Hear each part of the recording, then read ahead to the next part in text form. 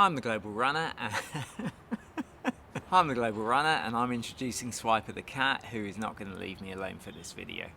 Hi, I'm the Global Runner and we've made some decisions. I'm not doing Valencia, which means I'm 17 seconds too slow to do London, but I do have a plan. I've made some decisions, I've entered some races, and I'm extremely excited about what's next. So let's get straight into it.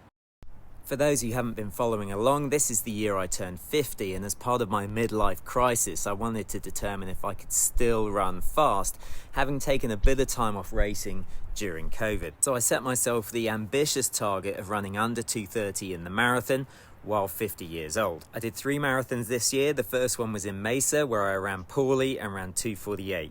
The second was in Carmel, where I ran quite well and I ran 2:38.17.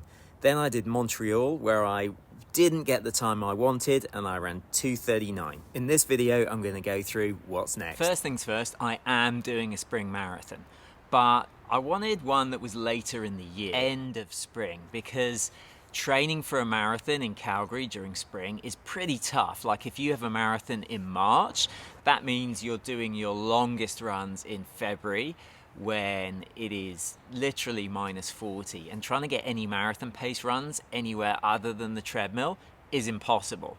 So I had that in my head when I wanted to decide which marathon to do. So I was looking at sort of end of April, start of May, which is a long time away. And so in the meantime, what did I want to do? And one of the things which I really felt like I wanted to do was get a bit faster and get a bit fitter before I hit the marathon training block. And the thing that kept springing out to me was I really want to do a fast half marathon. And so I've decided and have entered the Houston half marathon on January the 19th, the Mesa half marathon. Remember, I did the marathon last year. I'm going to do the half marathon this year on February the 8th, I think it is, and then the Vegas half marathon on February the 23rd. I haven't really got a time goal in mind. I do think if I'm aiming to get under 2:30 in the marathon, which is still the main goal, I want to approach sort of 72, 73. If I can get into the 71s, that would be amazing.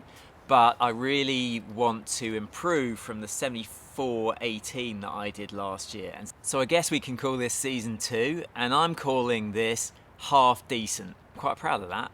The main aim is to run a fast half marathon, and I've got a trio of them that I'm going to be attending: Houston, Mesa and Vegas, and we're going to try and really knock it out of the park. The half decent series is only the start of it, and the next thing is the spring marathon. And man, did I go through some trials and tribulations when finding out what spring marathon to do.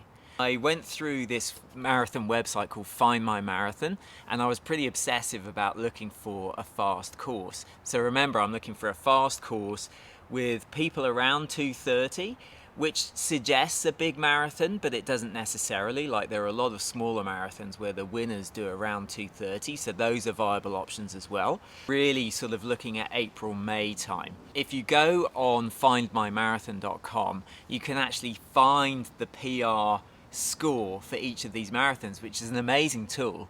And I wish I'd done that before I looked at Montreal, because Montreal was like 97%, whereas the ones I'm looking at are like 99%. So that's something I should have done previously, but I didn't. A lot of people were talking about Valencia.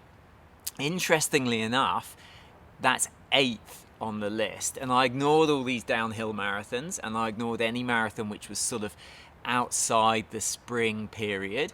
So looking into that, I was really interested by Copenhagen. I know it didn't have the best score in terms of PR score, but the course was super flat and I was really interested, and it was a great time of year and I was super excited by that. So I was all ready to enter the Copenhagen Marathon and went on the website, and it had sold out the day before.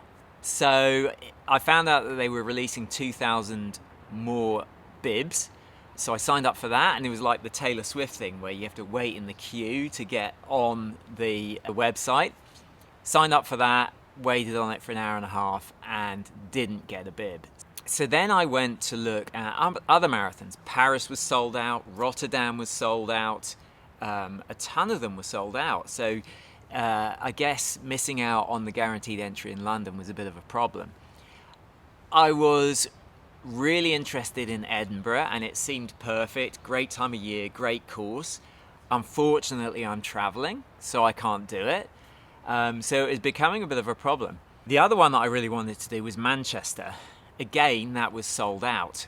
However, on Monday, they're releasing 4,000 more bibs. So I'm getting up at 4 in the morning to try and get a bib for Manchester. So the plan is to see if I can get into Manchester. If I can't, there are a ton of others which I could do. There's Vancouver, although the course isn't the best. There's Fargo, which has a super fast course. Interestingly enough, I did look and the winners were doing around the 2:30 mark in the previous year.